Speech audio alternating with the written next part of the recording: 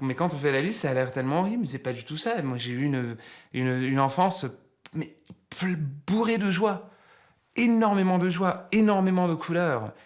La musique, la bouffe, la mode, l'anti-snobisme. Moi, j'ai eu une enfance énormément joyeuse, mais aussi énormément chaude, où j'étais brûlé souvent. Qu'est-ce qui fait que vous avez décidé un jour de dire: «Tiens, je vais prendre le risque d'être tout nu, de dire ma vérité, de dire qui je suis»?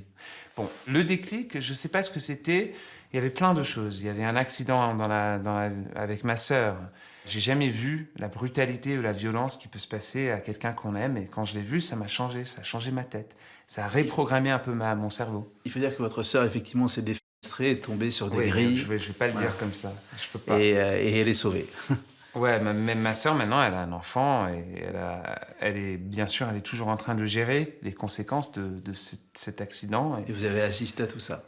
Et j'ai assisté à cet accident, j'ai vu ça avec mes propres yeux. Et ensuite, j'ai décidé un jour, au lieu de dire non, au lieu de dire j'ai pas envie, j'ai décidé de dire oui. Oui à la vérité, oui à dire qui je suis. Oui à dire qui je suis, et aussi oui à oublier un peu ma grand-mère. Qui, dans ma famille, représente un peu cette matriarque, on dit ça, Qui juge. qui juge, qui est assise sur un sorte de trône symbolique. Et qu'est-ce que dit cette grand-mère puissante du Mika que vous êtes devenu? Qu'est-ce qu'elle dit? La grand-mère puissante, elle prie beaucoup plus pour moi. Parce que j'en ai besoin, apparemment. Est-ce que quelquefois, avec votre histoire pas si simple que ça, à savoir l'exil, la faillite, la dyslexie, le rejet de l'école et puis l'homosexualité,